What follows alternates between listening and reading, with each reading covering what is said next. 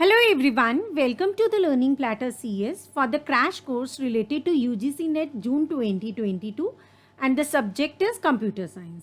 और जो सबसे पहले यूनिट हम डिस्कस करने जा रहे हैं वो है डिस्क्रीट स्ट्रक्चर्स एंड ऑप्टिमाइजेशन. आज है डे नंबर 2 हमारे क्रैश कोर्स का, जिसमें हम डिस्कस करेंगे sets and relations. First class में हमने डिस्कस किया था मैथमेटिकल लॉजिक और प्रीवियस ईयर क्वेश्चंस भी देखे थे कुछ किस तरह से आते हैं, उनका भी ओवरव्यू लिया था साथ के साथ. ठीक है, तो आज की क्लास में हम स्टार्ट करेंगे सेट थ्योरी और कल की क्लास में हम डिस्कस करेंगे रिलेशंस. ठीक है, तो यहाँ पे हमारे पास जो रिलेशंस है उसमें properties, equivalence relation, partial ordering, ये सब रहेगा. और सेट्स में कंप्लीट सेट थ्योरी में जो भी चीज़ें आती हैं वो सब हम अब आज की क्लास में डिस्कस करेंगे. ठीक है, रिलेशन से पहले सेट का हमें नॉलेज होना ज़रूरी है, प्रायर नॉलेज ज़रूरी है, तो इसलिए पहले सेट्स करेंगे. Although it is easy one, ठीक है, लेकिन फिर भी एक बार थोड़ा सा उसका ओवरव्यू ले लेते हैं, रिवाइज कर लीजिए फटाफट से, फिर रिलेशन स्टार्ट करेंगे. ठीक है, मैथमेटिकल लॉजिक जो प्रीवियस आपकी वीडियो रही है उसका आपको लिंक डिस्क्रिप्शन बॉक्स में भी मिल जाएगा.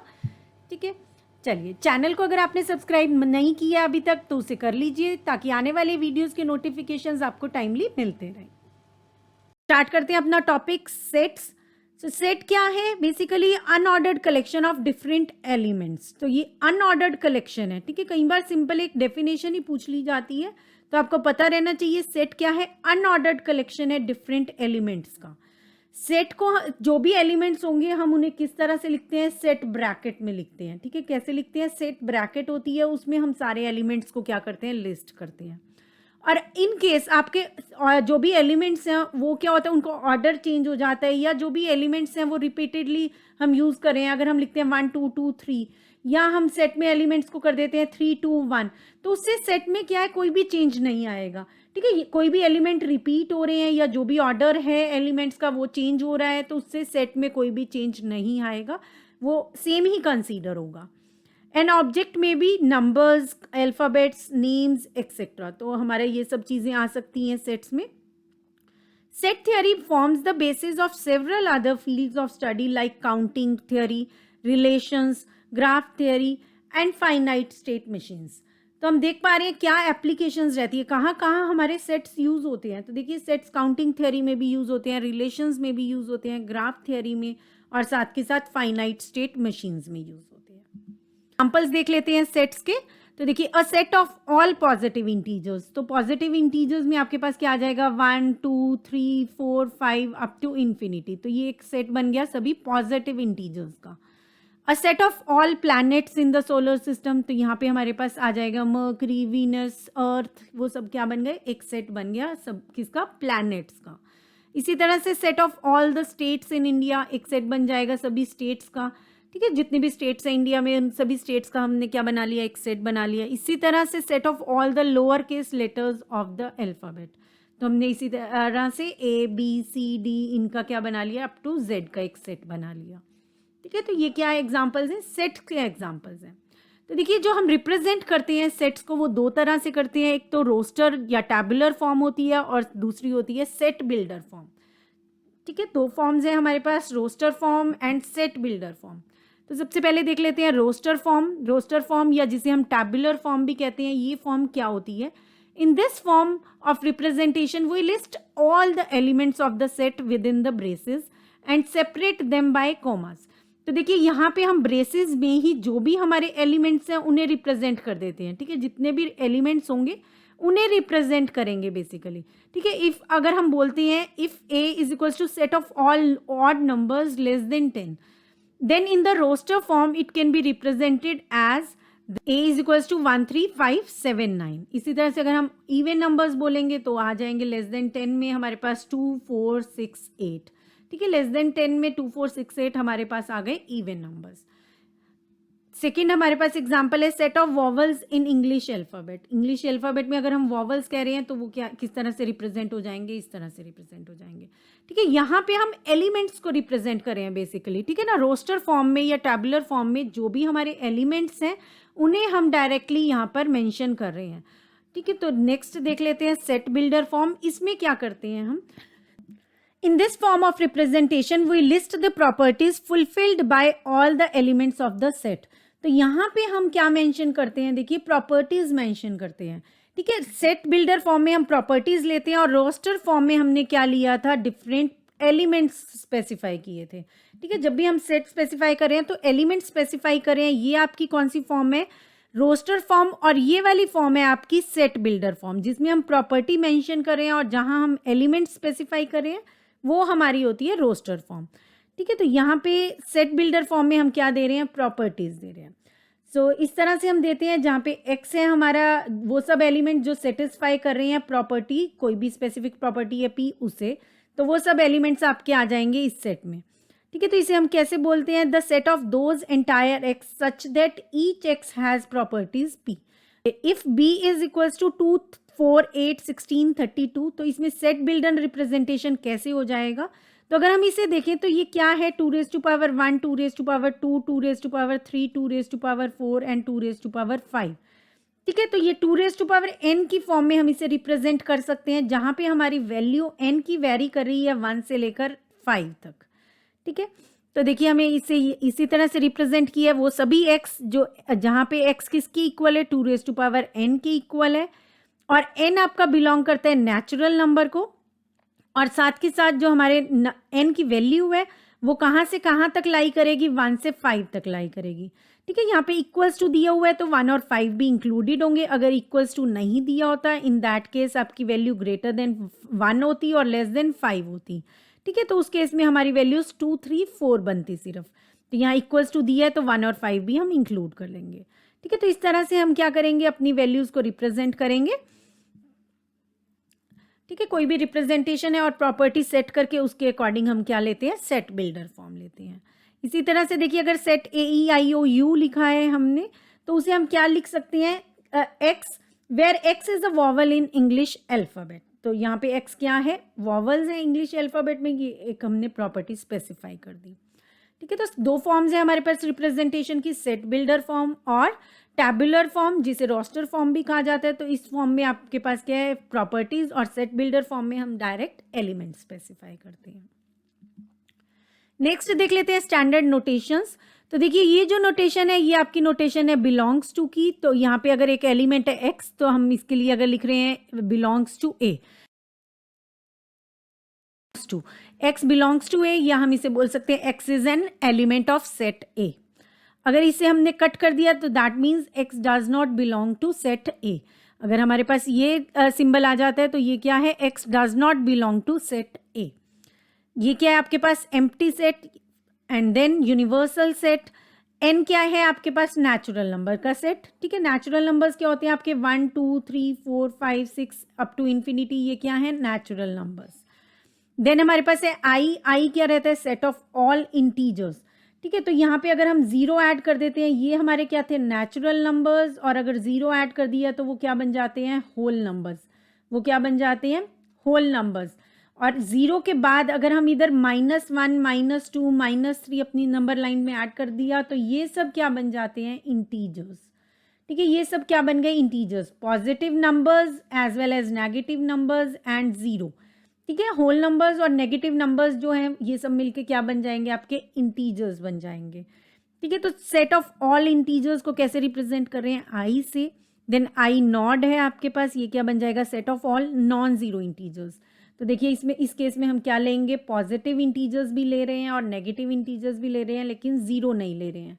ठीक है, -1 -2 से लेकर -इन्फिनिटी तक, 1 से 2 से लेके इन्फिनिटी तक। ठीक है, तो ये सब आपके क्या बन जाएंगे, नॉन जीरो इंटीजर्स। और अगर हम बात करते हैं पॉजिटिव इंटीजर्स की, तो ये सारे आपके क्या हैं, पॉजिटिव इंटीजर्स। तो इसका सेट अगर हम लेते हैं तो कैसे डिनोट करेंगे, i+। इसी तरह से हमारे पास अगर कॉम्प्लेक्स नंबर्स होंगे तो हम c लिखेंगे, और नॉन जीरो कॉम्प्लेक्स नंबर्स होंगे तो c0। Rational numbers, non zero rational numbers और पॉजिटिव रैशनल नंबर्स के लिए हम क्या लेंगे, q0 and q+। Set of real numbers, non zero real numbers and positive real numbers के लिए लेंगे r0 एंड r+। नेक्स्ट हमारे पास है कार्डिनैलिटी ऑफ अ सेट। तो किसी भी सेट की कार्डिनैलिटी को हम डिनोट करते हैं इस तरह से, वर्टिकल बार्स होते हैं हमारे पास, तो इस तरह से हम डिनोट करेंगे किसी भी सेट की कार्डिनैलिटी को। और वो क्या होता है, क्या रिप्रेजेंट कर रहा है, बेसिकली वो number of elements of the set. ठीक है। कार्डिनलिटी किसी भी सेट की क्या है, number of elements of the set. ठीक है, तो अगर हमने कोई भी सेट लिया है, सपोज एक सेट लिया हमने एस, जिसमें हमारे पास है AEIOU, ठीक है, वॉवल्स हैं, तो आपके पास इस सेट की कार्डिनलिटी क्या हो जाएगी, 5 हो जाएगी। ठीक है, इस सेट की कार्डिनलिटी क्या हो जाएगी, 5। So the number is also referred to as the cardinal number. इस नंबर को हम क्या बोलते हैं, कार्डिनल नंबर भी बोलते हैं। If a set has an infinite number of elements, is cardinality is infinite. ठीक है, तो उसकी कार्डिनलिटी क्या हो जाएगी, इन्फिनिटी।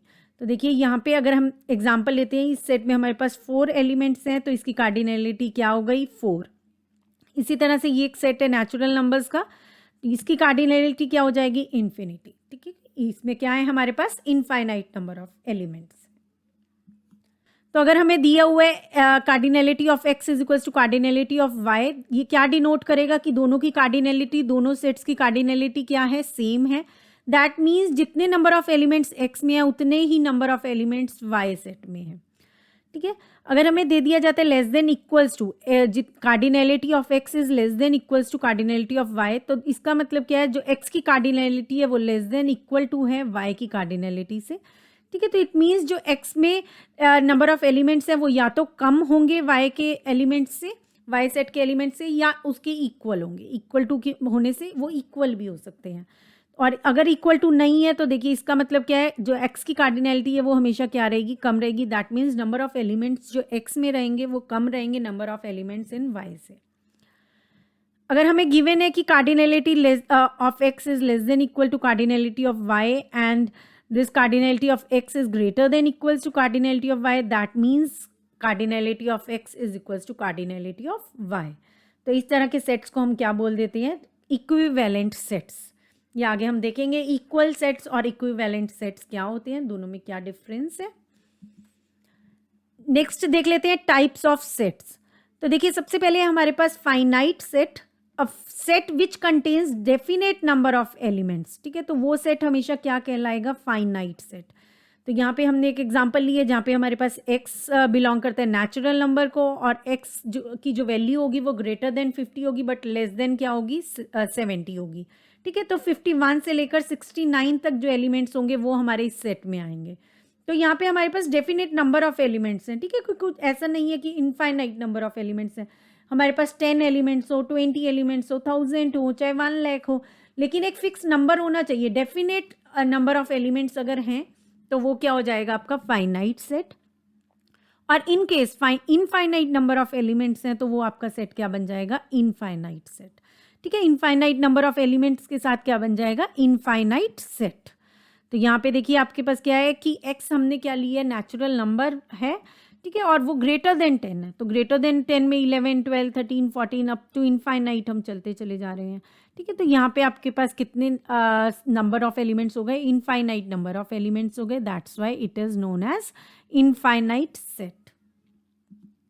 नेक्स्ट है हमारे पास subset. If every element in a set A is also an element of set B, then A is called a subset of B। तो अभी देखिए कि अगर हर एलिमेंट जो हमारा A में प्रेजेंट है वो B में भी प्रेजेंट है। ठीक है, अगर वो B में भी प्रेजेंट है तो हम उसे क्या बोलेंगे, A is subset of B। ठीक है, उसे क्या बोलेंगे, A is the subset of B। तो यहाँ पे देखिए उसे हम कैसे डिनोट करते हैं, इस तरह से हम डिनोट करेंगे, A is subset of B। और यहाँ पे B क्या हो जाएगा, सुपरसेट हो जाएगा। B क्या हो जाएगा, सुपरसेट हो जाएगा A का। ठीक है, एक सबसेट हो गया और एक क्या बन जाएगा, सुपरसेट बन जाएगा। ठीक है, तो यहाँ पे अगर हम एक एग्जांपल लेते हैं, A में हमारे पास 1 और 2 है, B में 4 to 1 है, तो देखिए A क्या है, सबसेट है B का, क्योंकि A के सभी एलिमेंट्स प्रेजेंट है B सेट में। ठीक है, जितने भी A में एलिमेंट्स है वो सब प्रेजेंट है B में, तो A सबसेट बन जाएगा। इनकेस हमारे पास होता है A में 1, 2, 3 और B में हमारे पास होता है 3 और 2। ठीक है, B में होता है 3 और 2, तो क्या हो जाता, B बन जाता सबसेट A का। उस केस में क्या बन जाता, B सबसेट बन जाता A का। ठीक है, तो इसकी प्रॉपर्टीज देखिए, ध्यान से देखिए।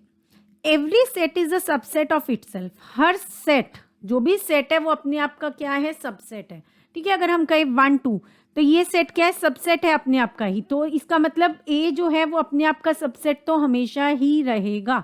अगर B कोई सेट है तो B अपने आप का सबसेट हमेशा रहता है। ठीक है। ए अपने आप का सबसेट हमेशा रहेगा, every set is a subset of itself, ठीक है, क्योंकि उसके इक्वल तो हमेशा ही रहेंगे एलिमेंट्स, ठीक है। यहाँ पे हमने इस सिंबल की बात की है, अभी आगे फर्दर इस सिंबल की बात करेंगे तो और क्लियर हो जाएगा, ठीक है। वो आपका प्रॉपर सबसेट हो जाएगा। तो देखिए यहाँ पे हमेशा एक जो सेट है वो अपने आप का सबसेट रहेगा ही रहेगा। Next the null set, that is this phi is a subset of every set. Null set भी हमेशा हर सेट का क्या रहेगा, सबसेट रहेगा। ये भी क्या रहेगा, हमेशा सबसेट रहेगा। कोई भी सेट आप ले लो, ए बी सी डी कोई भी सेट ले रहे हैं तो नल सेट भी हमेशा सबसेट रहता है किसी भी सेट का, ठीक है। हर सेट का सबसेट रहेगा नल भी और वो अपने आप भी। If A is a subset of B and B is a subset of C, then A will be a subset of C. अगर A B का सबसेट है, B C का सबसेट है तो A क्या हो जाएगा, C का सबसेट हो जाएगा, ठीक है। तो अगर हम कहते हैं कि A B का सबसेट है, A में अगर हमारे पास है 1 और 2, B में हमारे पास है 1 2 3 4 और C में हमारे पास है 1 2 3 4 5, ठीक है। तो यहाँ पे देखिए A किसका सबसेट है, B का सबसेट है, ठीक है, और B किसका सबसेट है, C का सबसेट है। तो indirectly we can say A is the subset of C। A किसका सबसेट है, C का सबसेट है। नेक्स्ट जो प्रॉपर्टी है हमारी, ये क्या कहती है, a finite set having n elements have an 2⁻n subsets. तो कोई भी अगर फाइनाइट सेट आपके पास आ जाता है और आपको बोला जाता है उसके कितने सबसेट्स होंगे, तो हमेशा आपने क्या कैलकुलेट करना है, 2⁻n कैलकुलेट करना है, ठीक है। अगर आपके पास क्वेश्चन आता है ए में आपके पास 1 2 3 3 एलिमेंट्स हैं और आपको इसके सबसेट्स बताने हैं कितने होंगे, so you will be calculating 2⁻3। इसमें टोटल कितने एलिमेंट्स हैं, 3 एलिमेंट्स हैं। तो आप टोटल नंबर ऑफ अगर सबसेट्स कैलकुलेट करें तो कैसे आएंगे, 2⁻3 दैट इज 8। टोटल इस सेट के लिए टोटल सबसेट्स कितने हो जाएंगे, 8 हो जाएंगे। तो यहाँ पे ये भी देख लेते हैं कि अगर हमें एक सेट गिवन है ए तो कौन कौन से सबसेट्स होंगे। तो देखिए हमने यहाँ पे कहा 5 भी सबसेट होगा, ठीक है। सबसेट्स में आपके पास कौन कौन से आ जाएंगे, एक 5 सबसेट होगा इस सेट का, और साथ के साथ हमने देखा वो सेट भी अपने आप का सबसेट होगा। तो दैट मीन्स 1 2 3 भी क्या होगा, सबसेट होगा, ठीक है। इसके बाद 1 भी सबसेट होगा और 2 भी सबसेट होगा, देन 3 भी होगा। सिंगल एलिमेंट देखें तो 1 2 3 सबसेट्स होंगे, ठीक है। इसके बाद हमारे पास आ जाएगा 1 2 सबसेट होगा, 2 3 सबसेट होगा एंड 3 1 सबसेट होगा, ठीक है। तो ये टोटल 8 बन जाएंगे सबसेट्स इस ए सेट के लिए, ठीक है। तो इस तरह से हम सबसेट्स फाइंड आउट करते हैं और टोटल नंबर ऑफ सबसेट्स हमने देख लिया 2⁻n से कैलकुलेट हो जाएंगे।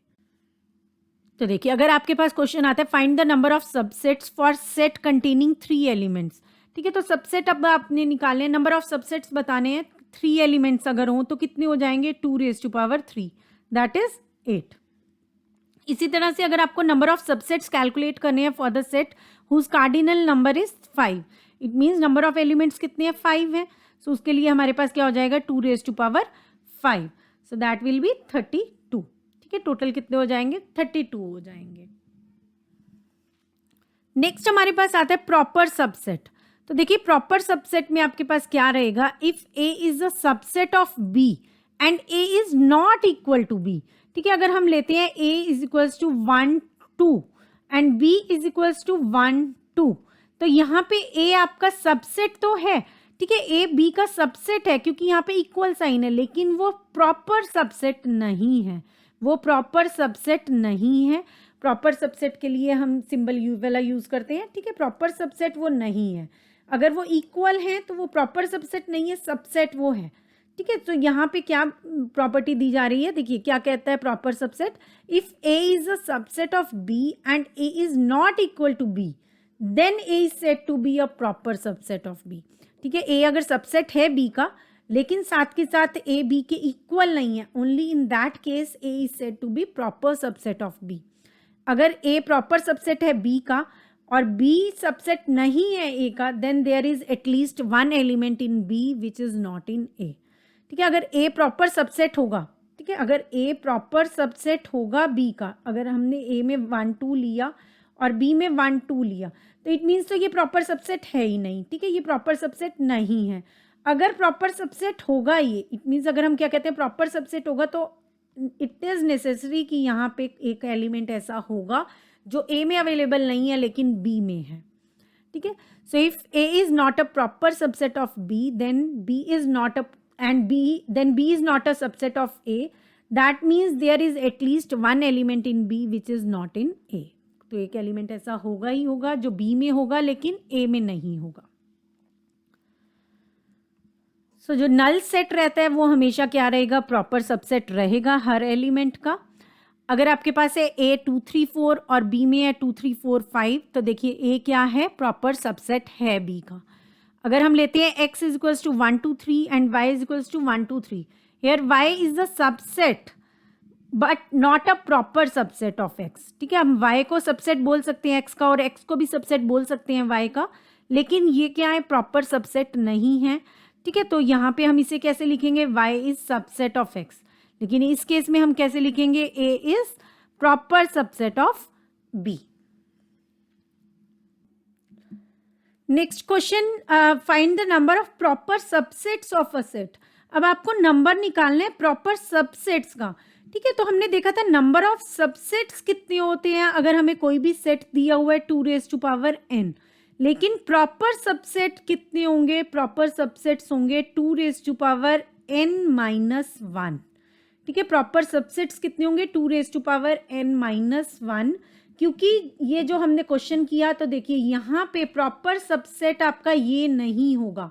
अगर एक ए सेट है, अगर ए सेट है तो उसका क्या प्रॉपर सबसेट ये हो सकता है, नहीं हो सकता. प्रॉपर सबसेट उसके क्या होंगे, 5 होगा, 1 होगा, 2 होगा, 3 होगा, 1 2 होगा, 2 3 होगा और 3 1 होगा. इस तरह से होंगे ताकि हमारा इस सेट में कोई एक एलिमेंट ऐसा रहे जो एक्स्ट्रा रहेगा. ठीक है ना, कोई भी एक हो सकता है, 3 हो सकता है, 2 हो सकता है, 1 हो सकता है. ठीक है, लेकिन कोई भी वो वाला सेट नहीं बनेगा जिसमें सभी के सभी एलिमेंट्स हों. तो माइनस क्या करेंगे, हम 1 करेंगे. जो सेट इटसेल्फ हमने एक सबसेट लिया है वो कभी भी प्रॉपर सबसेट में नहीं आएगा.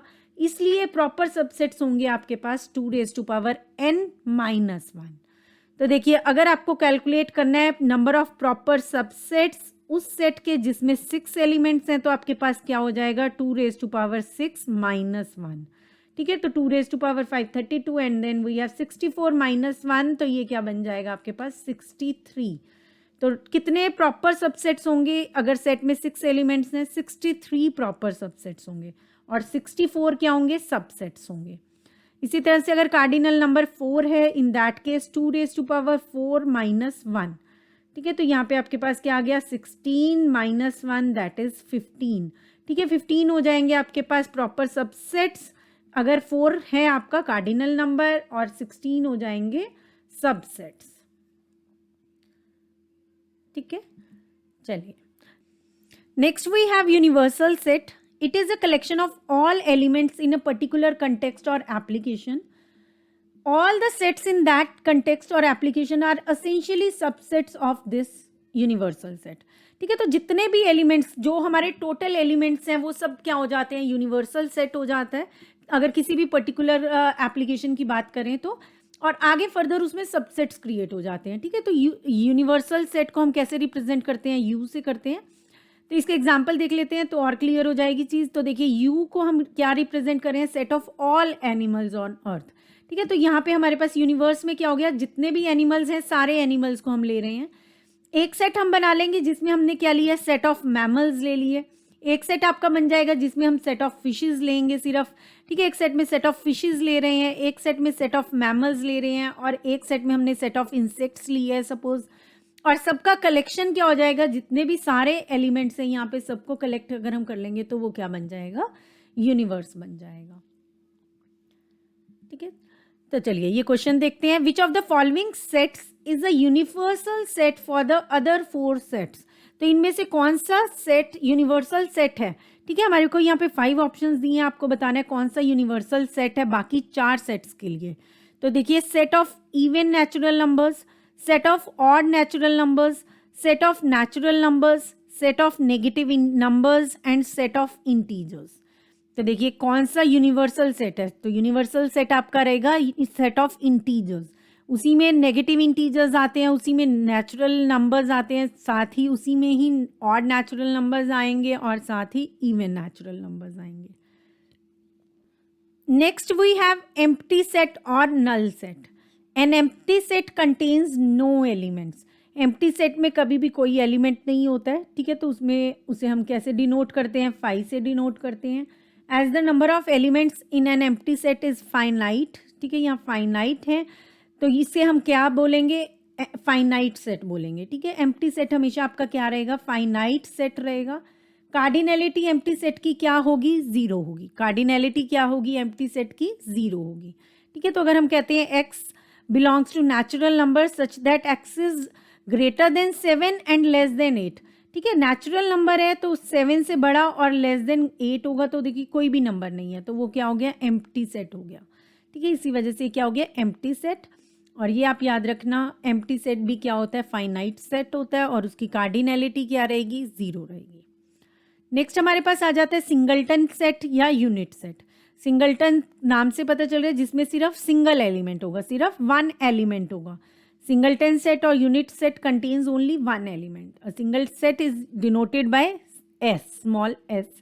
और यहाँ पे देखिए इसमें आपके पास क्या है? x नेचुरल नंबर है और वो ग्रेटर देन किससे है? 7 से, और लेस देन किससे है? 9 से. तो उसमें हमारे पास सिंगल एलिमेंट आ जाएगा 8, ठीक है. तो ये क्या रहेगा आपका? सिंगलटन सेट या जिसे हम बोलते हैं यूनिट सेट. नेक्स्ट हमारे पास है equal set and equivalent set. तो देखिए if two set contains the same elements, अगर दो सेट्स में सेम एलिमेंट्स होंगे, इसमें भी 1 to 6 है और इसमें भी 1 to 6 है, बस ऑर्डर चेंज है, ठीक है. तो अगर दोनों सेट्स में सेम एलिमेंट्स हैं तो वो सेट क्या होंगे? इक्वल सेट होंगे, ठीक है. इन दैट केस वो सेट्स क्या होंगे? इक्वल सेट होंगे. और इक्विवेलेंट सेट कब होंगे? जब कार्डिनैलिटी दो सेट्स की क्या होगी? सेम होगी. इन that case they will be equivalent sets, ठीक है. अगर यहाँ पे हम देखें तो 1 to 6 3 एलिमेंट्स हैं ए सेट में और 16 17 22 3 एलिमेंट्स हैं बी सेट में. तो देखिए ये जो हमारे दो सेट्स हैं ये क्या हैं? इक्विवेलेंट है, बिकॉज इनकी कार्डिनैलिटीज क्या है? सेम है. दोनों में 3 हैं एलिमेंट्स, तो दोनों की कार्डिनैलिटी क्या है? 3 है. अगर एलिमेंट सेम होंगे तो वो इक्वल सेट होगा, लेकिन अगर कार्डिनैलिटी सेम होगी तो वो क्या होंगे? इक्विवेलेंट सेट्स होंगे. Next we have overlapping set. Two sets have at least 1 common element are called overlapping sets, ठीक है. अगर कोई भी एक एलिमेंट ऐसा है जो दोनों सेट्स में कॉमन है, अगर हमारे पास दो सेट्स हैं, एक ऐसा एलिमेंट है जो दोनों सेट्स में कॉमन है, तो दो सेट क्या बोले जाएंगे? ओवरलैपिंग सेट बोले जाएंगे, ठीक है. तो उसमें हम ये वाले डिफरेंट फार्मूलाज यूज़ करते हैं कैलकुलेट करने के लिए. तो अगर ए यूनियन बी हमें निकालना है तो हम क्या कर रहे हैं? दोनों सेट्स का जो भी एलिमेंट्स है उन्हें ऐड कर लेंगे और माइनस कर देंगे जो उनका इंटरसेक्शन है, जो कॉमन एलिमेंट्स हैं. इसी तरह से हम इंटरसेक्शन जो ए यूनियन बी है वो इस तरह से भी कैलकुलेट कर सकते हैं, ठीक है. इन्हें आगे वेन डायग्राम से देखेंगे तो और ज़्यादा क्लियर हो जाएंगी, ठीक है, ये चीज़ें. अब देखिए नेक्स्ट हम क्या एग्जांपल ले रहे हैं. ए में हमारे पास 1 to 6 है और बी में 6 12 42 है. तो देखिए यहाँ पे कॉमन एलिमेंट है 6, तो दैट मीन्स ये दो सेट्स हैं ये क्या हो जाएंगे? ओवरलैपिंग सेट्स हो जाएंगे. नेक्स्ट हमारे पास है डिसजॉइंट सेट्स. अगर दो सेट्स हम लेते हैं ए और बी, उसमें कोई भी एलिमेंट नहीं है कॉमन, ठीक है. सिंगल एलिमेंट भी अगर कॉमन नहीं है, दोनों सेट्स क्या हैं? सेपरेट है एक दूसरे से, ठीक है. तो वहाँ पे आपके पास क्या आ जाए? वो सेट क्या हो जाएंगे? डिसजॉइंट सेट, ठीक है. तो उसे हम किस तरह से रिप्रेजेंट करें? अगर यूनिवर्स में इस तरह से रिप्रेजेंट कर देंगे, ठीक है. उनमें कुछ भी कॉमन नहीं है. जो ओवरलैपिंग थे वो किस तरह से होंगे? इस तरह से होंगे, ठीक है. उनमें कुछ कॉमन होगा, लेकिन डिसजॉइंट सेट्स होंगे उनमें कुछ भी कॉमन नहीं रहेगा. तो अगर ये एग्जाम्पल देखें हम, ए में कौन से एलिमेंट्स हैं? 1 to 6 और बी में है 7 9 14. तो यहाँ पे कोई भी एलिमेंट कॉमन नहीं है दोनों सेट्स में, तो ये सेट हो जाएंगे disjoint sets. Next we have power set. Power set of a set S is the set of all subsets of S including the empty set. तो पावर सेट क्या है? किसी भी सेट का उसके सभी सबसेट्स का सेट, ठीक है ना. पावर सेट क्या रहेगा? Set of all the subsets of that particular set including empty set. तो देखिए हमने अभी सबसेट्स देखते हुए देखा था 1 2 3 के डिफरेंट सबसेट्स क्या रहेंगे, 5 रहेगा एक सबसेट, देन 1 रहेगा, उसके बाद हमारे पास रहेगा 2 3 सिंगल सिंगल एलिमेंट ले लिया, यहाँ पे 0 element, then 1 2, after that 2 3 and 3 1, उसके बाद हमारे पास आ जाएगा 1 2 3। ठीक है, ये सब क्या है, सबसेट्स हैं इस पर्टिकुलर सेट के। ठीक है, ये सेट है ए, इसके सबसेट्स हैं ये। तो इन सभी सबसेट्स के सेट को हम क्या बोलते हैं, पावर सेट बोलते हैं। ठीक है, तो ये क्या डिनोट करेगा, पावर सेट। ठीक है, ये क्या है, जिसमें हमने एक सेट में, ठीक है, जिसमें हमने एक सेट में सभी सबसेट्स को ले लिया, वो क्या हो जाएगा, पावर सेट। ठीक है, तो कार्डिनैलिटी क्या होगी पावर सेट की, तो देखिए इसमें कितने एलिमेंट्स हैं, ये एक एलिमेंट है, second element, third, fourth, fifth, ये सिक्स्थ एलिमेंट, सेवेंथ एलिमेंट और ये एट्थ एलिमेंट। ठीक है, तो नंबर ऑफ सबसेट्स कितने होंगे इसमें, 2n। तो इसका मतलब कार्डिनैलिटी पावर सेट की क्या हो जाएगी, 2n हो जाएगी। ठीक है, तो power set is denoted as PS। तो ये एग्जाम्पल देख लेते हैं। For a set S is equals to ABCD, इसके डिफरेंट सबसेट्स कैलकुलेट अगर हम करें, जैसे हमने यहाँ 3 के लिए किया, तो यहाँ पे 4 एलिमेंट्स हैं। ठीक है, तो सबसेट्स क्या हो जाएंगे, 0 एलिमेंट अगर लेते हैं तो 5 हो जाएगा, एम्प्टी सेट हो जाएगा। 1 के लिए ABCD अलग अलग एलिमेंट्स ले लिए, देन 2 एलिमेंट्स अगर लेते हैं, 2 एलिमेंट्स के साथ सबसेट्स कौन कौन से बन जाएंगे, AB बन जाएगा, देन AC बन जाएगा, AD बन जाएगा, BC बन जाएगा, BD बन जाएगा, है ना। तो ये सब बन जाएंगे हमारे सबसेट्स 2 एलिमेंट्स के साथ। इसी तरह से हम सबसेट्स बनाएंगे 3 एलिमेंट्स के साथ, तो हमारे पास क्या क्या हो जाएंगे, ABC हो जाएगा, BCD हो जाएगा, ACD हो जाएगा। ठीक है, इस तरह से डिफरेंट हम क्या बना लेंगे, सबसेट्स बना लेंगे 3 एलिमेंट्स के साथ। और फिर हमारा सबसेट बन जाएगा 4 एलिमेंट्स के साथ, जो खुद से सेट है वो भी क्या है, सबसेट है। ये वाला सेट आपका प्रॉपर सबसेट में क्या हो जाता है, एक्सक्लूड हो जाता है।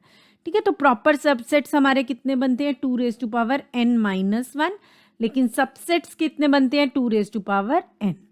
ठीक है, तो इस तरह से हमारे पास कैलकुलेट हो गए सभी सबसेट्स इस पर्टिकुलर सेट के लिए, जिसमें हमारे एलिमेंट्स हैं ABCD। अब इन सभी का जो सेट है वो क्या बन गया हमारा, इन सभी का सेट क्या बन गया, पावर सेट। ठीक है, इन सब का सेट क्या बन गया, power set for this particular set. ठीक है, तो अब देख पा रहे हैं हम कार्डिनैलिटी इसकी क्या रहेगी, 2^4 दैट इज 16। ठीक है, अब देखिए एक चीज और है यहाँ पर, the power set of N empty set is also N empty set.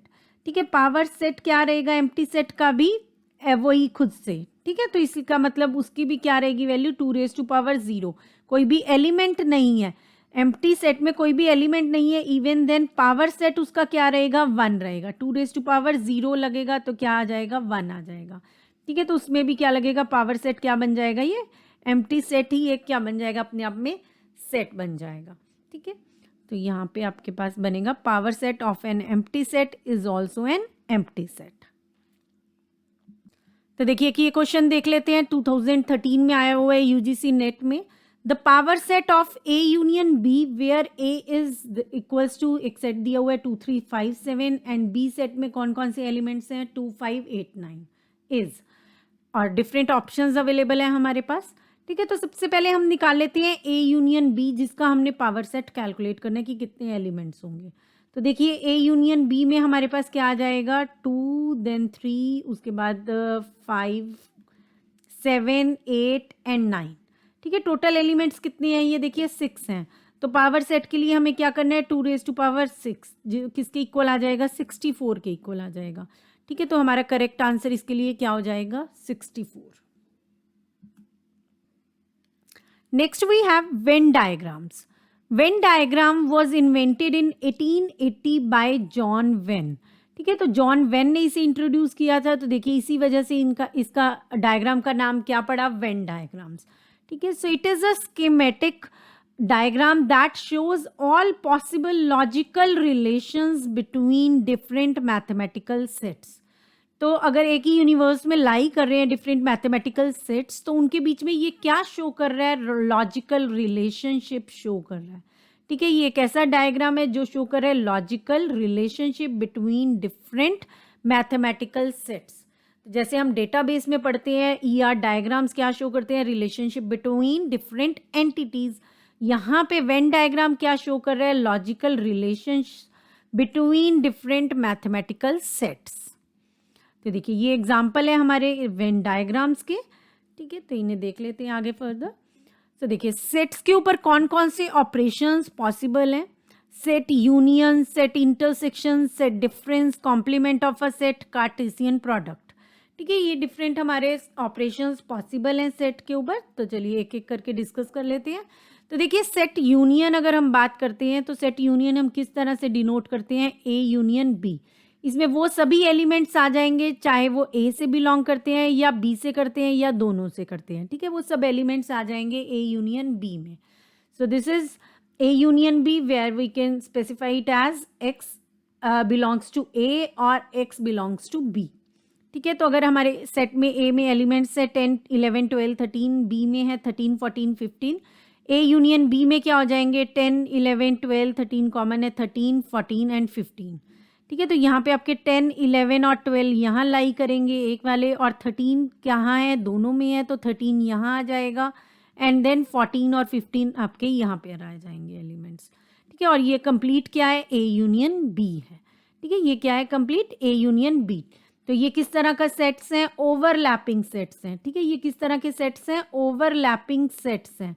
अगर यहाँ पे 13 ना होता, ठीक है, तो ये सेट्स किस तरह के हो जाते हैं, डिसजॉइंट सेट्स हो जाते हैं, इसमें कोई भी एलिमेंट कॉमन नहीं होता।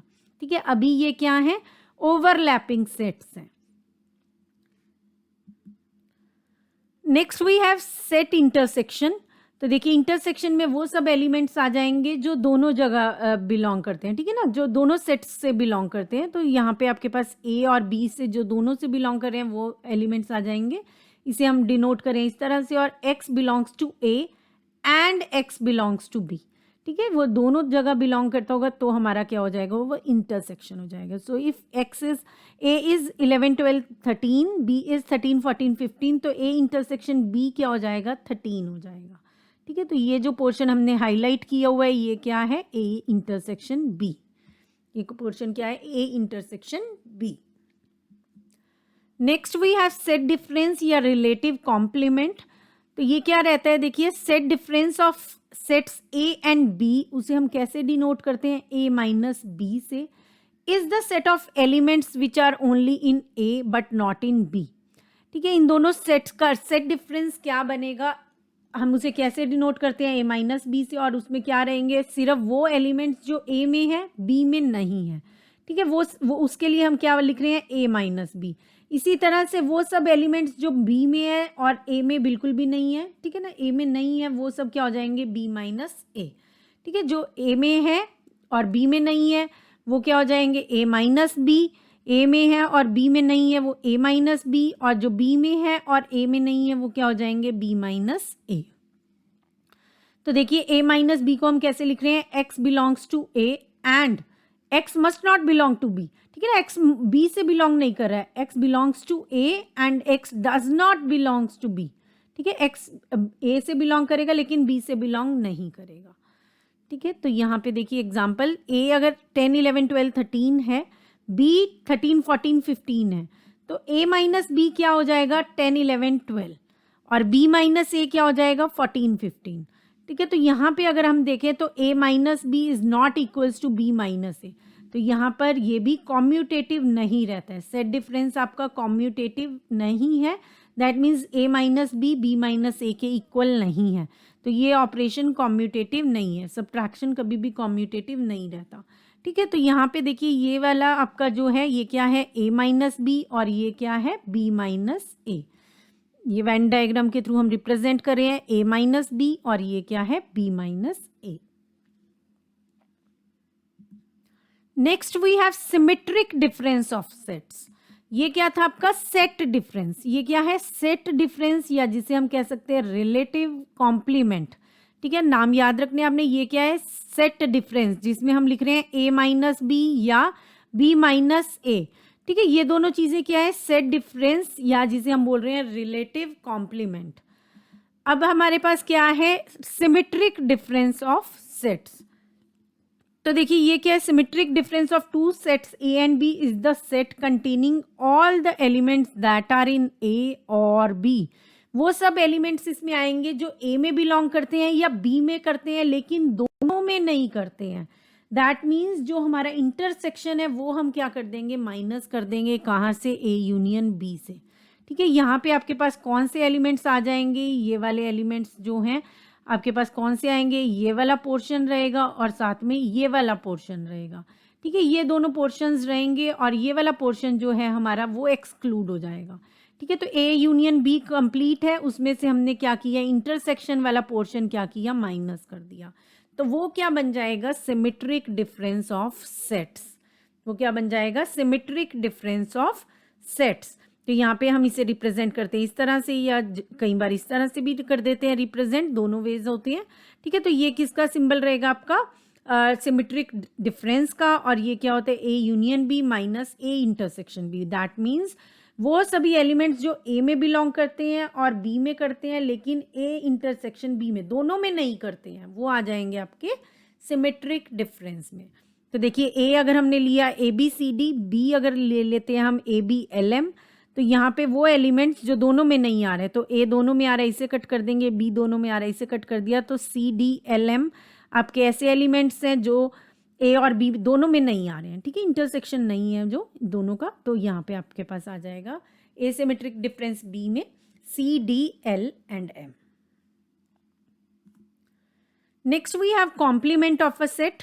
कॉम्प्लीमेंट हम डिनोट करते हैं इस तरह से, और वो सब एलिमेंट्स आ जाते हैं जो एक सेट में नहीं है। ठीक है ना, जो उस सेट में नहीं है वो सब एलिमेंट्स हो जाएंगे कॉम्प्लीमेंट उस सेट का। ठीक है, तो यहाँ पे आपके पास क्या आ जाएंगे, यूनिवर्स में से बेसिकली हमने क्या किया, ए माइनस कर दिया। तो अगर ये एलिमेंट्स थे ए में तो ये पूरा क्या है, यूनिवर्स, तो यहाँ से हमने क्या किया, ए माइनस कर दिया, तो ये क्या आ गया, ए कॉम्प्लीमेंट आ गया। ठीक है, ये क्या आ गया हमारे पास, A complement. So more specifically, a complement is U minus A, universe minus A, where U is universal set which contains all objects. For example, if A, X belongs to set of odd integers and A complement Y does not belongs to set of odd integers. ठीक है, तो यहाँ पे अगर A odd integers हैं तो A complement क्या हो गया, odd integers नहीं है। ठीक है ना, वो सब और कोई इवन इंटीजर्स हैं या ऑल कुछ और इंटीजर्स हैं जो भी हैं, लेकिन इसमें जो बी सेट है इसमें ऑड इंटीजर्स नहीं है। Next we have Cartesian product या क्रॉस प्रोडक्ट। ठीक है, तो देखिए कार्टेशियन प्रोडक्ट क्या होता है, आगे इसी से हमारे पास क्या आ जाएंगे, रिलेशंस आ जाएंगे। ठीक है, तो यहाँ पे हम देख रहे हैं अभी कार्टेशियन प्रोडक्ट, रिलेशंस हम नेक्स्ट क्लास में देखेंगे। ठीक है, तो Cartesian product n number of sets अगर हैं हमारे पास, सपोज ये सेट्स हैं A1 A2 AN, इनका कार्टेशियन प्रोडक्ट किस तरह से हम लिखेंगे, A1 क्रॉस A2 इसी तरह से क्रॉस AN। अगर 2 सेट्स हैं तो A1 क्रॉस A2 हो जाएगा। ठीक है, 3 सेट्स हैं तो A1 cross A2 cross A3 हो जाएगा। तो हमारे अगर ये सेट्स हैं, इनके कार्टेशियन प्रोडक्ट को हम कैसे लिखेंगे, इस तरह से डिनोट करेंगे। ठीक है, वो क्या होंगे, can be defined as all possible ordered pairs. ठीक है, तो यहाँ से एक जो एलिमेंट है वो हम यहाँ से उठाएंगे, साथ में एक एलिमेंट दूसरे सेट का उठा लेंगे, A1 और A2 का उठाएंगे। फिर अगर 2 सेट्स हैं तो A1 और A2 का अलग अलग जो भी एलिमेंट्स हैं उनको क्या करेंगे, पेयर्स बनाएंगे। ठीक है, तो वो चीज़ क्या हो जाती है, आपकी कार्टेशियन प्रोडक्ट हो जाती है। तो अगर उससे ज़्यादा है तो देखिए ये एक पेयर बन जाएगा जिसमें x1 आपका A1 से बिलोंग करता है, x2 A2 से करता है, इसी तरह से xn AN से करता है। ठीक है, तो अगर जितने भी सेट्स होंगे अकॉर्डिंगली हमारे क्या बन जाएंगे, एलिमेंट्स आते रहेंगे एक डिफरेंट पेयर्स में। ठीक है ना, तो देखिए इफ़ वी टेक 2 सेट्स, ए अगर हमने एक सेट लिया और बी एक सेट लिया, ए में ए बी है और बी में 1 2 है, तो कार्टेशियन प्रोडक्ट को हम कैसे लिखेंगे, ए एंड बी के, ए इंटू बी, ए क्रॉस बी, इस तरह से हम उसे डिनोट करेंगे। और देखिए कौन से एलिमेंट्स आ जाएंगे, पहले ए का एलिमेंट आएगा ए, फिर उसके साथ क्या आएगा 1, फिर ए के साथ 2, फिर बी के साथ 1 एंड फिर बी के साथ 2। ठीक है, तो ये सब एलिमेंट्स हमारे आ जाएंगे यहाँ पर। इसी तरह से यहाँ पे रहेगा आपके पास the Cartesian product of B and A, उसमें आप कैसे डिनोट करें, बी क्रॉस ए। अब आपके पास पहले 1 होगा, 1 के साथ ए, देन 1 के साथ बी, फिर 2 के साथ ए, फिर 2 के साथ बी। ठीक है, ये हमारे पेयर्स बन जाएंगे इस तरह से। ठीक है, तो ये क्या है, बेसिकली कार्टेशियन प्रोडक्ट है। ठीक है, आगे यही बनेगा बेस रिलेशंस के लिए हमारे लिए। ठीक है, तो ये आपको क्लियर हो जाना चाहिए कि कार्टेशियन प्रोडक्ट हम कैसे फाइंड आउट कर रहे हैं। Next we have algebra of sets. ठीक है, तो कई बार ये लॉज पूछ लिए जाते हैं एग्जाम में। ठीक है, इसमें ऐसा बहुत कुछ समझाने का नहीं है, आपको ये चीज़ें याद करनी है। ठीक है, आइडेम्पोटेंट लॉ है, क्या होता है ये हम कोआ में भी पढ़ते हैं और यहाँ पे भी है। ठीक है, एसोसिएटिव लॉ है, एसोसिएटिव प्रॉपर्टी बस आपने याद रखनी है कि ए बी सी 3 चीज़ें हैं हमारी। ठीक है, ए बी सी 3 है इसमें, और चाहे हम किसी भी ऑर्डर में ऐड कर रहे हैं, चाहे उनका इंटरसेक्शन ले रहे हैं, यूनियन ले रहे हैं, जो भी कर रहे हैं, एक बार एसोसिएटिव याद रखना है आपने। जो 3 वाला है ना वो एसोसिएटिव है। जो ये 2 वाला होता है जिसमें 2 का ऑर्डर चेंज हो रहा है, ये वाला जो होता है इसमें आपके पास क्या रहता है, 2 सेट्स का ऑर्डर चेंज हो रहे हैं या 2 वेरिएबल्स हैं, कुछ भी है, तो वहाँ पे आपके पास वो कौन सा कॉम्यूटेटिव लॉ है। ठीक है, डिस्ट्रीब्यूटिव का तो पता चल जाता है। डिस्ट्रीब्यूटिव तो क्या है, आपके पास डिफरेंट इस तरह से यूज़ हो रहे हैं, वो डिस्ट्रीब्यूट हो रहा है आगे फर्दर। ठीक है, एडिशन के ऊपर मल्टीप्लिकेशन या मल्टीप्लाई पे एडिशन, इस तरह से यहाँ पे आपके पास यूनियन के ऊपर इंटरसेक्शन है। ठीक है, तो वो सब चीज़ें आपको पता है। अब डी मॉर्गन्स लॉ है, तो कॉम्प्लीमेंट इस तरह से हमारा हो जाता है De Morgan's law, A union B का कॉम्प्लीमेंट क्या हो जाता है, A complement intersection C complement. ठीक है, तो जो भी हमारा यहाँ पे सिंबल होता है उसका क्या हो जाता है, यहाँ रिवर्स हो जाता है। ये डी मॉर्गन्स लॉ हो गया। देन आइडेंटिटी लॉज हैं, तो इसमें आपके पास ए यूनियन फाई क्या हो जाएगा, ए यूनियन यूनिवर्सल क्या हो जाएगा, यूनियन जब भी करेंगे तो बड़े वाला आ जाएगा। ठीक है ना, तो यूनिवर्स बड़ा है तो यूनिवर्सल आ गया। इंटरसेक्शन में हमेशा छोटे वाला रहेगा तो ए आ जाएगा। अगर फाई के साथ इंटरसेक्शन कर रहे हैं तो फाई आ जाएगा। इसी तरह से कॉम्प्लीमेंट के लॉज हैं, यू कॉम्प्लीमेंट यूनिवर्स कॉम्प्लीमेंट क्या हो जाएगा, फाई का कॉम्प्लीमेंट क्या हो जाएगा, यूनिवर्स। ए के साथ ए कॉम्प्लीमेंट का इंटरसेक्शन कर देंगे तो क्या आ जाएगा, फाई, एंड ए के साथ यूनियन कर देंगे ए कॉम्प्लीमेंट का तो क्या आ जाएगा, यूनिवर्स। इन्वोल्यूशन लॉ में आ जाएगा, ए के कॉम्प्लीमेंट का कॉम्प्लीमेंट ले लेते हैं फर्दर तो क्या आ जाएगा, ए आ जाएगा। ठीक है, तो ये आपके कुछ लॉज हैं या प्रॉपर्टीज़ कह लीजिए सेट्स की। ठीक है, नेक्स्ट हमारे पास है, if let a P is equals to A B C and Q is equals to K L M N. अब आपको कार्टेशियन प्रोडक्ट निकालना है पी एंड क्यू का। ठीक है, तो हमने इस तरह से लिखा पी क्रॉस क्यू। अब ए के साथ हर एलिमेंट को क्या करेंगे, पेयर बनाते रहेंगे, A K A L A M and A N. इसी तरह से बी के साथ सबका बन जाएगा B K B L B M and B N. अभी सी के साथ सबका बन जाएगा C K C L C M and C N. ठीक है, तो इस तरह से आपका क्या बन जाएंगे, सभी प्रोडक्ट बन जाएंगे, पेयर्स बन जाएंगे और कार्टेशियन प्रोडक्ट आपका फाइंड आउट हो जाएगा।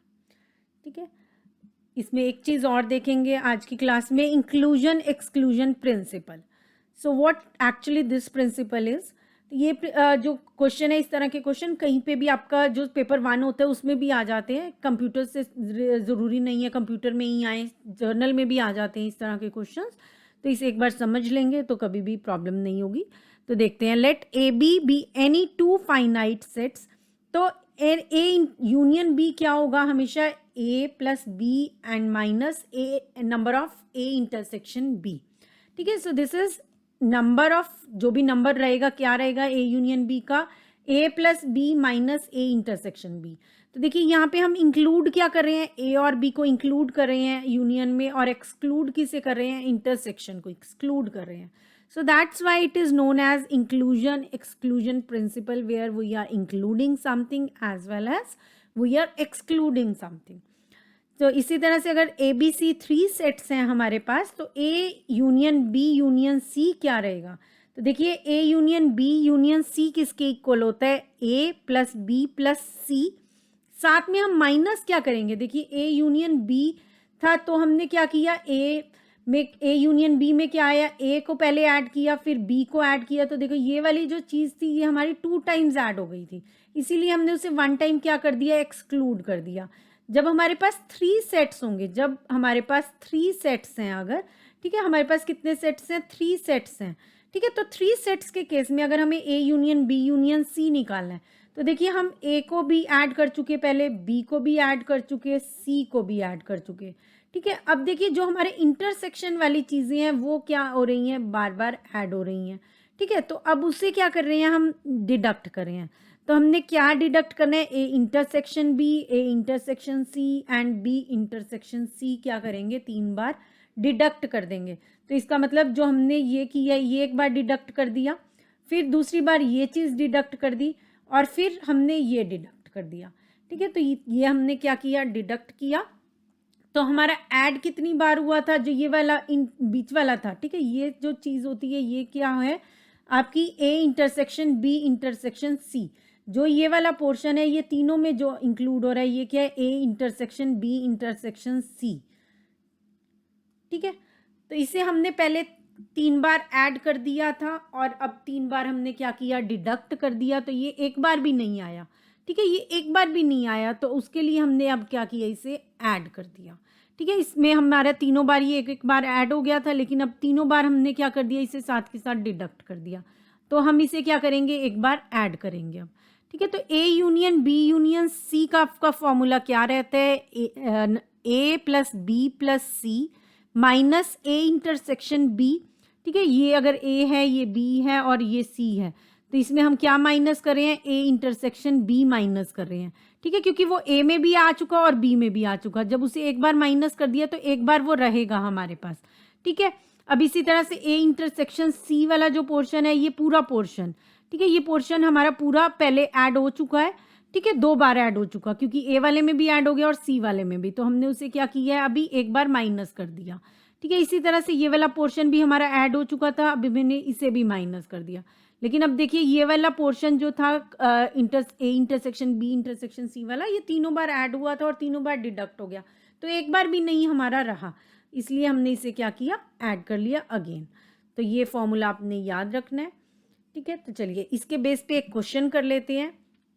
तो देखिए क्वेश्चन क्या है, in a town of 10,000 families it was found that 40% of families buy newspaper A. 40% families क्या बाय कर रही हैं, न्यूज़पेपर ए बाय कर रही हैं, और 20% फैमिलीज परचेज कर रही हैं न्यूज़पेपर बी, और 10% फैमिलीज परचेज कर रही हैं न्यूज़पेपर सी। ठीक है, और 5% परचेज करी हैं A and B. A and B कितनी परचेज करी हैं, 5%, और साथ में बी एंड सी कितनी परचेज कर रही हैं, 3%, और 4% आपका परचेज करी हैं ए एंड सी। ठीक है, अभी 2% ऐसी फैमिलीज हैं जो परचेज कर रही हैं तीनों newspapers, that means A intersection B intersection C, वो कितना है, 2% है। ठीक है, अब इसके बेस पे आपको ये सभी चीज़ें कैलकुलेट करनी है। ठीक है, इसके बेस पे अब हमें ये सब चीज़ें कैलकुलेट करनी है। तो देखिए इन्हें कैलकुलेट करते हैं। तो सबसे पहले हम क्या कैलकुलेट कर रहे हैं, number of families which bye newspaper.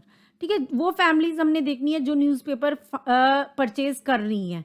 ठीक है, तो वो फैमिलीज में आपके पास क्या आ जाएगा, A union B union C. ठीक है, वो सभी फैमिलीज जो न्यूज़पेपर्स परचेज कर रही हैं। ठीक है, तो अब आपका फिगर क्या बनेगा, ये बनेगा। ठीक है, तो देखिए यहाँ हम वेन डायग्राम से अगर कैलकुलेट करेंगे क्वेश्चन को, तो कितनी चीज़ें मर्जी पूछी होंगी तो फटाफट से कैलकुलेट हो जाएगा, एक बार आपको वेन डायग्राम बनाना पड़ेगा। ठीक है, तो यहाँ पे 40% फैमिलीज देखिए क्या परचेज करी हैं, ए न्यूज़पेपर, 20% फैमिलीज क्या परचेज करी हैं, बी न्यूज़पेपर, और 10% फैमिलीज परचेज कर रही हैं सी न्यूज़पेपर, 5% परचेज कर रही हैं ए एंड बी। ठीक है, तो ये टोटल क्या है, 5 है, ये टोटल क्या है, 5 है। अब हमें दे रखा है कि जो लोग तीनों न्यूज़पेपर्स को परचेज करें हैं वो कितने हैं, 2%।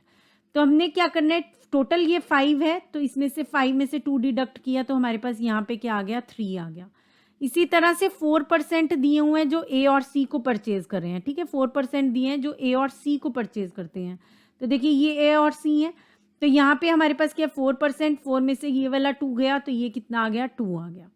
इसी तरह से अभी हमें दिया हुआ है 3% परचेज करते हैं बी एंड सी, तो यहाँ पे ये 3% है, 2 यहाँ पे हमने ले रखा है, तो ये 1 डिडक्ट किया तो यहाँ पे कितना आ गया आपके पास, 1। अब हम क्या करेंगे, 40 में से क्या डिडक्ट कर दिया हमने, ये 3, ये 2 और ये 2, तो यहाँ पे कितना बचा, 33%। यहाँ पे कितना आया हमारे पास, 33%। इसी तरह से अगर हम देखें यहाँ पे आपके पास क्या 20%, 20 में से 3 गया, 2 गया और 1 गया। जो सिर्फ बी पढ़ते हैं, जो सिर्फ न्यूज़पेपर बी पढ़ते हैं, वो कितने रह गए? 14%। इसी तरह से यहाँ पे जब हमने 10 में से डिडक्ट किया 2 to 1, तो ये वाले कितने आए? 5%। तो ऐसे लोग जो सिर्फ सी न्यूज़पेपर पढ़ते हैं वो कितने रह गए हमारे पास? 5%। ठीक है, तो इसके अकॉर्डिंग हम क्या करेंगे? अपना क्वेश्चन सॉल्व करेंगे। तो देखिए अब यहाँ पे क्या है? Number of families which bye newspaper. जो न्यूज़पेपर परचेज कर रहे हैं, चाहे वो 1 कर रहे हैं, चाहे वो 2 कर रहे हैं, चाहे वो 3 कर रहे हैं, ठीक है, लेकिन हमें यहाँ पे वो परसेंटेज निकालना है जो लोग परचेज कर रहे हैं। ठीक है, तो चलिए देखिए यहाँ पे आपके पास क्या आ जाएगा, हम क्या यूज़ करेंगे? Number of A union B union C. ठीक है, ये कैलकुलेट करेंगे हम। ठीक है, तो यहाँ पे आपके पास क्या आ जाएगा? 40 + 20 + 10, 40 + 20 + 10 N A, number of A, number of B, number of C, वो सब चीज़ आ गई। फिर साथ में माइनस क्या करेंगे? A intersection B minus A intersection C minus A intersection B intersection C. ठीक है ना, जो भी है नंबरिंग। तो यहाँ पे आपके पास रह जाएगा -5 -3 एंड -4। अब क्या ऐड करेंगे? A intersection B intersection C. तो ये वो नंबर आ जाएगा जो लोग कुछ ना कुछ परचेज कर रहे हैं, कोई भी न्यूज़पेपर परचेज कर रहे हैं। ठीक है, हम यहाँ पे 40 + 20 + 10 नहीं करेंगे, क्योंकि इसमें ऐसे लोग भी हैं जो 2 न्यूज़पेपर ले रहे हैं। ठीक है, तो यहाँ पे ये परसेंटेज आपका वो नहीं देगा जो लोग न्यूज़पेपर ले रहे हैं। ठीक है, ये वो परसेंटेज है कि जो लोग, उसमें वो भी इंक्लूडेड है जो लोग न्यूज़पेपर परचेज 2 भी कर रहे हैं और 3 भी कर रहे हैं। ठीक है, तो यहाँ से हम इस तरह से सॉल्व करेंगे। तो देखिए ये क्या बना? 40 60 + 70 माइनस आपके पास क्या बना? ये -8 -4 -12 + 2। ठीक है, तो ये क्या आ गया? 70 - 10। तो 60% लोग ऐसे हैं जो न्यूज़पेपर परचेज कर रहे हैं। ठीक है, 100% में से 60% ऐसे लोग हैं जो न्यूज़पेपर परचेज कर रहे हैं। अभी यहाँ तो परसेंटेज आ गया है, अगर आपको नंबर ऑफ फैमिलीज कैलकुलेट करना है तो आप 10,000 का परसेंटेज कैलकुलेट करके 6,000 फैमिलीज आ जाएंगी जो परचेज कर रही हैं newspaper. Number of families which bye newspaper A only. ठीक है, तो हमारे पास यहाँ पे देखिए न्यूज़पेपर ए ओनली कितनी फैमिलीज ले रही हैं? ये फैमिलीज हैं। ठीक है, तो ये फैमिलीज कितनी है? 33% है। ठीक है, तो अगर नंबर ऑफ फैमिलीज आपसे पूछा गया है, इस टर्म्स में पूछा गया नंबर ऑफ फैमिलीज में, तो आप कैलकुलेट कर लेंगे। आपको एक बार परसेंटेज पता होना चाहिए, तो आप कैलकुलेट कर लेंगे। ठीक है, तो 33% ऐसी फैमिलीज हैं जो सिर्फ न्यूज़पेपर ए परचेज करी हैं। अब न्यूज़पेपर बी कितनी फैमिलीज परचेज करी हैं? सिर्फ 14%। ठीक है, जो सिर्फ न्यूज़पेपर बी ले रही हैं वो कितनी हो जाएंगी? 14%। न्यूज़पेपर सी कितनी फैमिलीज ले रही हैं सिर्फ? तो वो हो गई आपके पास 5%। Number of families which buy none of A B C. ठीक है, अब वो फैमिलीज हमने कैलकुलेट करनी है जो कुछ भी परचेज नहीं कर रही हैं। तो देखिए उसमें से हम क्या करेंगे? यूनिवर्स में से हम क्या माइनस कर देंगे? Number of A union B union C. इसको अगर हम डिडक्ट कर देंगे तो हमारे पास क्या आ जाएगा? तो ये टोटल यूनिवर्स में हमारे पास 100% है, माइनस क्या कर देंगे? जो लोग परचेज कर रही हैं। तो 40% ऐसी फैमिलीज हैं जो कुछ भी परचेज नहीं कर रही हैं। ठीक है, जो परचेज कर रही हैं वो कितनी फैमिलीज हैं? 60% है, चाहे वो 1 ले रही हैं, चाहे 2 ले रही हैं, चाहे 3 ले रहे हैं। तो वो परसेंटेज कितना है? 60% है। ठीक है, तो उसमें से अब हमने क्या 100 में से माइनस कर दिया 600, तो हमारे पास क्या आ गया? 40% आ गया। ठीक है, तो 40% लोग ऐसे हैं जो कुछ भी परचेज नहीं कर रहे हैं। Number of families which bye exactly 1 newspaper. तो अब आपको यहाँ पे क्या निकालना है? नंबर ऑफ फैमिलीज जो सिर्फ एक ही न्यूज़पेपर परचेज कर रही हैं। ठीक है, तो हम यहाँ पे किसे ऐड कर लेंगे? 33% + 14% एंड +5%। ये सब फैमिलीज ऐसी हैं जो सिर्फ एक न्यूज़पेपर ले रही हैं। ठीक है, next we have number of families which bye newspaper A and B only. ठीक है, जो फैमिली सिर्फ ए और बी पढ़ रही हैं। ठीक है, तो वो कौन सी फैमिलीज हैं? देखिए वो फैमिलीज होंगी ये वाली 3% फैमिलीज। ठीक है, 5% जो हमें दिया हुआ है ए और बी पढ़ रही है, तो देखिए उसमें से 2% ऐसे लोग हैं जो सी भी पढ़ रहे हैं। तो ए और बी सिर्फ पढ़ने वाले कितने हो जाएंगे? 3% हो जाएंगे। ठीक है, तो 3% अगर हम कैलकुलेट करेंगे तो 300 फैमिलीज हमारे पास आ जाएंगी जो न्यूज़पेपर ए और बी पढ़ रही हैं। Number of families which bye newspaper B and C. तो देखिए बी और सी कितने लोग परचेज कर रहे हैं, तो बी और सी अगर हम देखें तो वो सिर्फ 1% है। ठीक है, बी और सी कितना है, 1% लोग हैं जो बी और सी न्यूज़पेपर परचेज कर रहे हैं। तो वो हमारे पास टोटल फैमिलीज अगर हम कैलकुलेट करेंगे परसेंटेज की फॉर्म में तो 1% आ जाएगा, और नंबर कैलकुलेट करेंगे तो 100 आ जाएंगी families. Then we have number of families which buy C and A only. तो देखिए सी एंड ए जो हैं वो सिर्फ वो फैमिलीज हैं हमारे पास 2% फैमिलीज। तो 2% रहेगा यहाँ पे आपके पास जो फैमिलीज ए और सी न्यूज़पेपर परचेज कर रही हैं। और फर्दर अगर नंबर देखते हैं तो वो क्या आ जाएगा, 200। Then we have number of families which buy at least 2 newspapers. ठीक है, तो यहाँ पे हमें क्या देखना है, वो फैमिलीज का नंबर देना है जो कम से कम 2 न्यूज़पेपर्स परचेज कर रही हैं। ठीक है, तो उसमें हम क्या ऐड कर लेंगे, ये सब चीज़ें ऐड हो जाएंगी। ठीक है, ये या तो 2 हैं या 3 वाले हैं। एटलीस्ट मतलब 2 और उससे ज़्यादा हो सकते हैं। ठीक है, तो ये सब हो जाएगा, ये ऐड कर लेंगे हम 3 + 2 + 2 + 1। तो ये सब आ जाएंगे आपके पास जो लोग परचेज कर रहे हैं कम से कम 2 न्यूज़पेपर्स। ठीक है, तो ये क्या आ गया, 5 + 7 + 1। तो 8% लोग आपके पास ऐसे आ जाएंगे जो परचेज कर रहे हैं कम से कम 2 newspapers. And next is number of families which by at most 2 newspapers. ठीक है, वो फैमिलीज हमें फाइंड आउट करनी है जो ज़्यादा से ज़्यादा 2 न्यूज़पेपर्स लेती हैं। ठीक है, तो यहाँ पे अगर हम देखें तो 2% फैमिलीज ऐसी हैं जो 3 न्यूज़पेपर्स लेती हैं। एटमोस्ट में हमारे 1 वाले भी आ जाएंगे और 2 वाले भी आ जाएंगे और 0 वाले भी आ जाएंगे। ठीक है, जो कोई भी नहीं परचेज कर रहे हैं देखिए वो वाली फैमिलीज भी आ जाएंगी इसमें। तो 0 + 1 + 2 करेंगे हम यहाँ पे, तो सिर्फ 2% हम क्या करेंगे, डिडक्ट कर देंगे। ठीक है, तो 100% है टोटल, उसमें से 2% डिडक्ट कर देंगे तो हमारे पास क्या रह जाएगा, 98% रह जाएगा। 98% फैमिलीज ऐसी हैं जो ज़्यादा से ज़्यादा क्या लेती हैं, 2 न्यूज़पेपर्स लेती हैं। ठीक है, तो यहाँ पे आप 0 वाले भी क्या करेंगे, ऐड करेंगे और साथ के साथ 1 जो न्यूज़पेपर ले रहे हैं और जो 2 ले रहे हैं वो सब आ जाएंगे। ठीक है, जो 3 वाले हैं बस उन्हें हम क्या करेंगे, एक्सक्लूड कर देंगे यहाँ पे। नेक्स्ट हमारे पास है number of families which bye exactly 2 newspapers. वो फैमिलीज आपने निकालनी है जो सिर्फ 2 ही न्यूज़पेपर्स ले रही हैं, मतलब कुल मिला के 2 ही ले रही हैं, मतलब कि भाई ना तो 1 वाले काउंट करने हैं हमने ना 3 वाले करने हैं, सिर्फ वो फैमिलीज जो 2 न्यूज़पेपर्स ले रही हैं। तो देखिए 3, 2 और 1 हो जाएगा हमारे पास। ठीक है, तो टोटल कितना परसेंट हो गया फैमिलीज का जो 2 न्यूज़पेपर्स ले रही है, 6% आ गया। ठीक है, और number of families further calculate करना है तो वो हमारा हो जाएगा। And that's all for this video. Thanks for watching and stay connected.